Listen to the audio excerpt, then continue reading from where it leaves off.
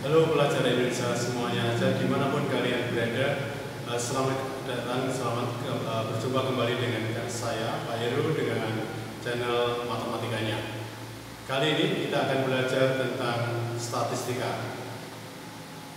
Pertama adalah kita akan belajar tentang dasar-dasar dari pemahaman dasar tentang statistika.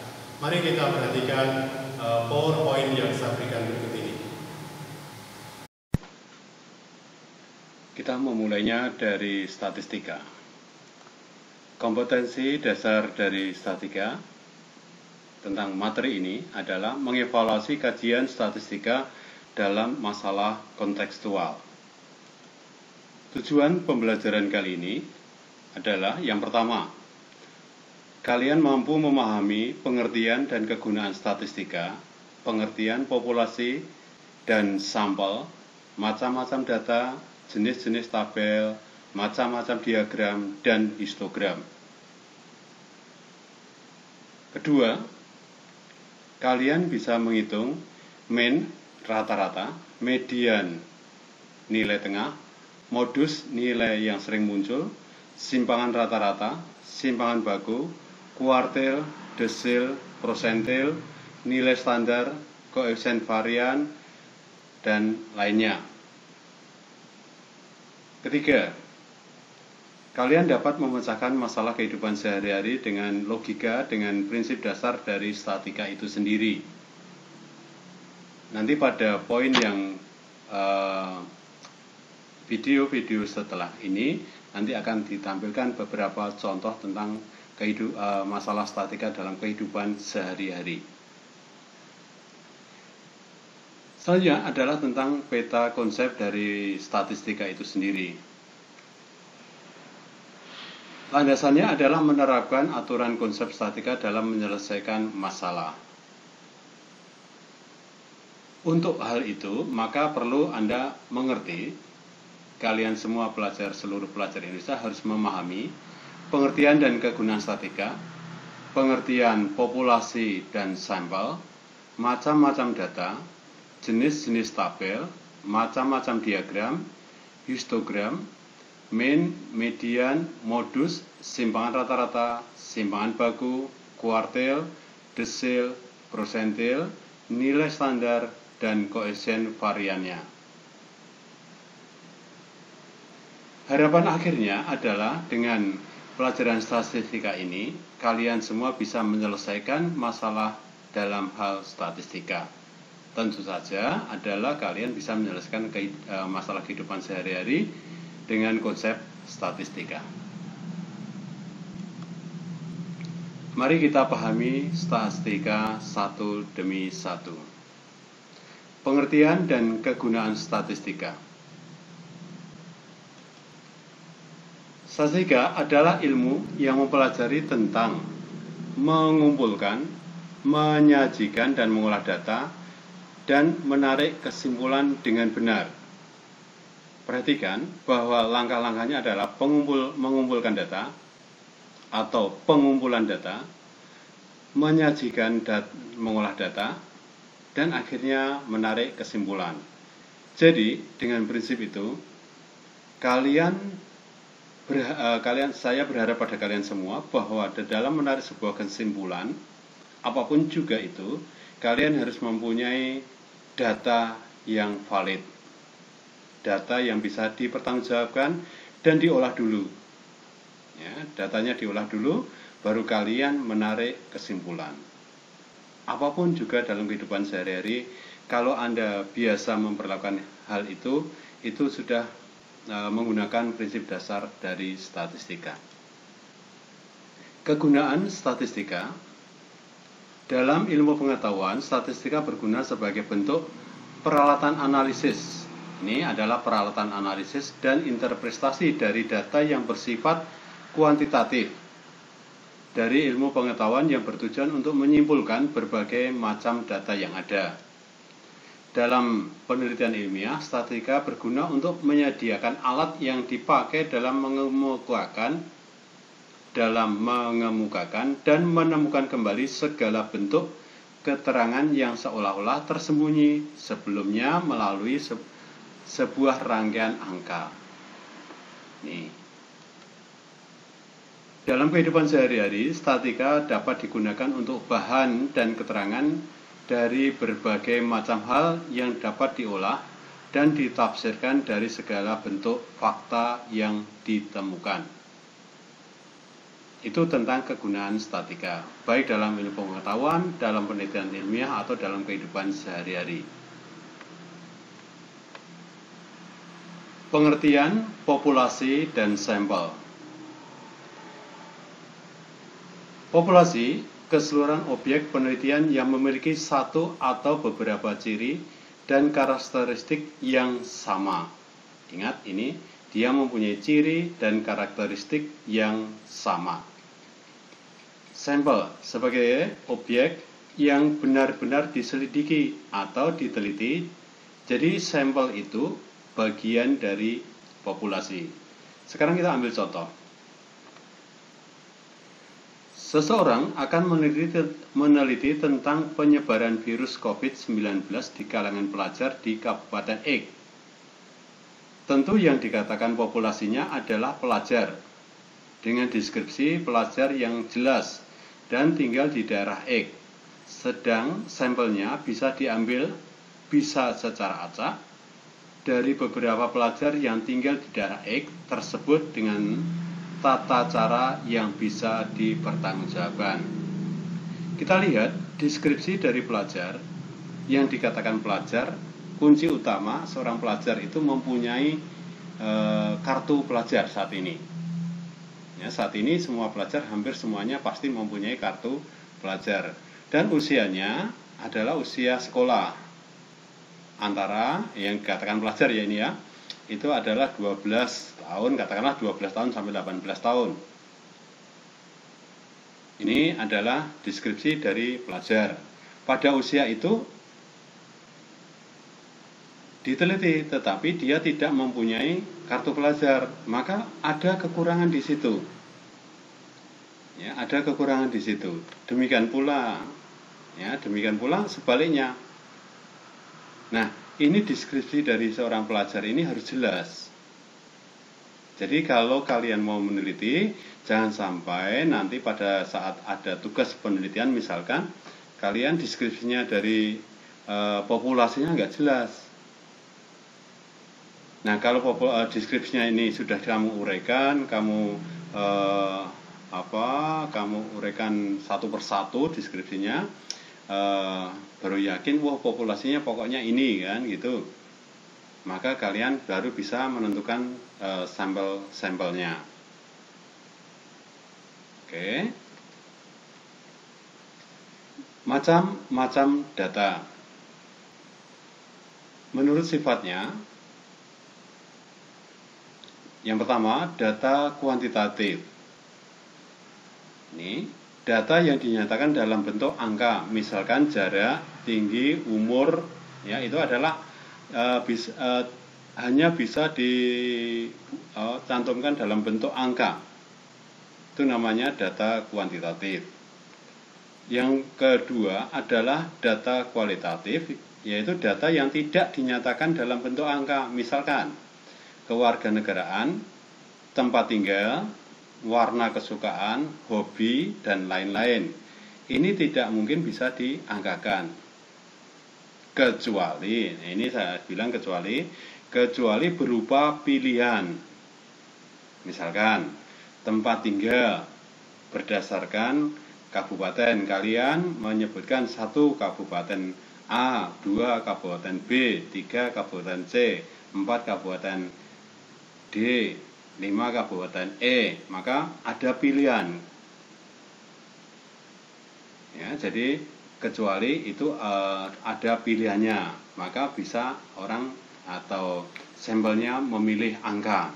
Tetapi pada prinsipnya bahwa data kualitatif itu adalah data yang tidak dinyatakan dalam bentuk angka.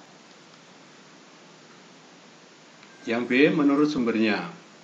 Data intern, data yang didapat dari instansi atau organisasi yang sedang melakukan penelitian untuk kepentingan instansi atau organisasi tersebut. Jadi, data intern itu ya didapat dari dalam sendiri, di mana melakukan penelitian sumbernya dari instansi itu, dari lembaga itu, dan digunakan oleh lembaga itu sendiri.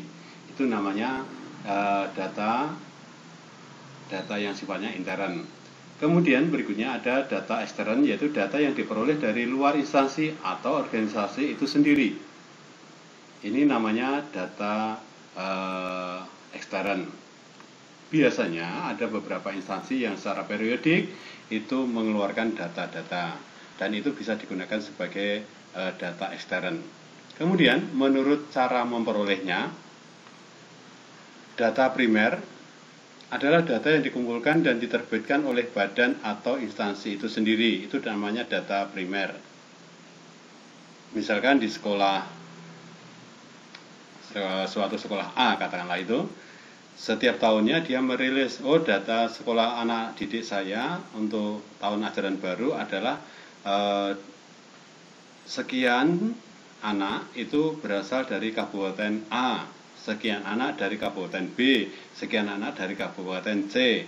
Kemudian ada data juga laki-lakinya sekian, perempuannya sekian. Kemudian ada juga dilihat dari golongan umur, ya, misalkan gitu. Kemudian juga dilihat dari misalkan aja dari prestasi, ya, dari prestasi. Yang mendapat prestasi waktu SMP sekian, prestasi akademik atau non akademik. Itu biasanya sekolah merilis atau mengeluarkan data untuk hal-hal itu, ya. Ini dinamakan sebagai data primer. Jadi nanti data primer itu data yang dikumpulkan dan diterbitkan oleh badan atau instansi itu sendiri dan digunakan untuk instansi itu sendiri. Data sekunder adalah data yang dilaporkan oleh suatu badan atau instansi, sedang instansi atau badan tersebut tidak mengumpulkan sendiri, tetapi dari pihak lain yang telah mengumpulkan dan menerbitkannya. Jadi ini sifatnya adalah berjenjang. Itu namanya data sekunder. Macam-macam tabel. Yang pertama, tabel nominal. Biasanya dalam bentuk jumlah, misalkan tabel siswa berdasarkan jenis kelamin. Laki-laki sekian, perempuan sekian, itu namanya tabel nominal. Kemudian yang kedua, itu adalah tabel data ordinal. Biasanya dalam bentuk ranking, misalkan ranking siswa berdasarkan nilai rapot. Ini pemahaman pengertian awal dari statistika. Kemudian yang ketiga, tabel dan data interval. Berupa interval tertentu, misalkan kepuasan konsumen, sangat puas, puas, cukup puas, kurang puas. Baik, semuanya saja kalian saya pikir sudah memahami tentang dasar dari statistika yang tadi Anda lihat di PowerPoint.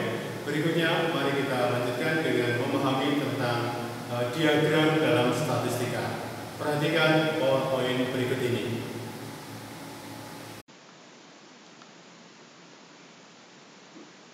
Macam-macam diagram. Yang pertama, diagram garis. Untuk menggambarkan keadaan yang berkesinambungan atau kontinu, maka dengan cara membuat diagram garis. Ini bentuk diagram garisnya. Ambil contoh, ini adalah jumlah pengunjung dari waktu ke waktu. Ya, selalu ada kurva naik, kadang turun, naik lagi, turun lagi, naik lagi, turun lagi. Nah, ini mudah sekali untuk membacanya. Tetapi dengan catatan ini ya, perlu Anda perhatikan bahwa diagram garis itu untuk menggambarkan keadaan yang berkesinambungan dari waktu ke waktu. Yang saat ini misalkan baru tren, misalkan perkembangan penyebaran COVID, ya misalkan itu. Nah, penampilannya, kecenderungannya adalah karena ini sifatnya dari waktu ke waktu, kecenderungannya adalah tentu saja adalah diagram garis. Ini. Atau kalau yang real misalkan mengetahui detak jantung, ya, detak jantung orang sakit itu kan kecenderungannya laporannya kan harus dari waktu ke waktu. Ya, jadi pasti diagram yang digunakan adalah diagram garis. Yang kedua adalah diagram batang. Seperti halnya pada diagram garis, untuk data yang variabelnya berbentuk kategori atau atribut mempunyai ciri-ciri khusus dapat disajikan dalam bentuk diagram batang. Ambil contoh seperti ini. Ini adalah nilai rata-rata, misalkan saja nilai rata-rata matematika lah. Nilai rata-rata ulangan matematika dari masing-masing kelas. A, B, C, D, E. Kelas A rata-ratanya adalah 8 kurang dikit. Kelas B itu adalah 8, kelas C itu 8,80, berapa gitu ya. Tapi nggak nyampe 5 gitu ya. Dengan sekilas kalian bisa melihat bahwa rata-rata nilai tertinggi itu berada di kelas C dan kelas E. Diagram ini sifatnya membantu orang untuk melihat secara sekilas, ya, membantu orang untuk secara sekilas. Oh, bisa menarik kesimpulan dari sini, sederhana tapi kesimpulannya sederhana. Ya, oh, yang paling banyak nilai tertingginya adalah di kelas C dan kelas E. Kan gitu untuk penampilan diagram batang ini. Tapi sifatnya adalah bentuk kategori atau atribut. Yang ketiga itu adalah diagram lingkaran. Pada penyajian data dalam bentuk diagram lingkaran, lingkaran dibagi dalam bentuk juring-juring lingkaran sesuai dengan data yang bersangkutan. Luas masing-masing juring sebanding dengan persentase data yang bersangkutan. Untuk perhitungan berapa persentasenya sudah dipelajari waktu di kelas 1. Ambil contoh ini. Ya, contoh alat transportasi yang sering lewat di suatu jembatan X. Nah, misalkan gitu. Ini yang angkot itu hanya 20%, truknya itu ternyata 30%, sepeda 15%, mobil ini masih kosong. Kira-kira berapa mobilnya? Berapa persen? Tentu saja adalah totalnya, karena totalnya harus 100. Ini sudah ada 20, ini 30, ini 15. Tentu saja mobilnya, ini mobil pribadi ya, itu sekitar 35%. Dari gambaran ini, orang melihat, langsung bisa melihat bahwa yang paling banyak melewati jembatan X itu ternyata adalah mobil-mobil pribadi. Nah, dari gambaran diagram ini, tentu saja orang melihatnya langsung sekilas mengatakan demikian. Berikutnya adalah piktogram. Piktogram ialah diagram berbentuk gambar. Setiap gambar digunakan sebagai satuan. Misalkan, satu orang mewakili 1000 orang, atau 1000 jiwa, atau 100 jiwa, atau 50 jiwa, atau 10 jiwa. Ya, jadi ini piktogram. Jadi berupa bentuk gambaran, ya, bentuk gambar. Contoh ya dalam hal ini dia bentuk orang, gambarnya berupa orang. Ini satu gambar orang itu mewakili 20 orang. Jadi untuk orang yang gemar olahraga rugby itu ada 1, 2, 3, 4, 5, 6, 7, 8. 8 kalikan 20, 160. Yang gemar rugby adalah 160 orang. Ini tentang piktogram.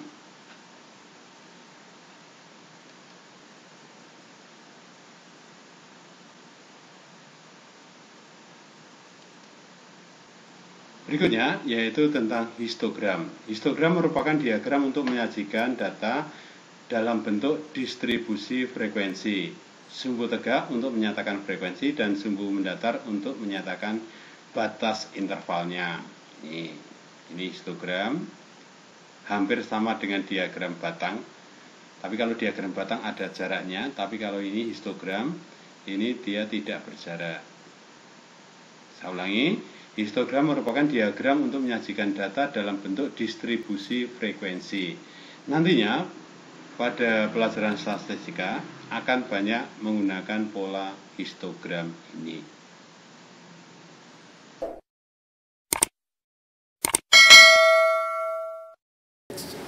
Demikian pelajaran Indonesia semuanya dimanapun kalian berada. Pembelajaran kita hari ini tentang statistika awal. Ini baru statistika awal.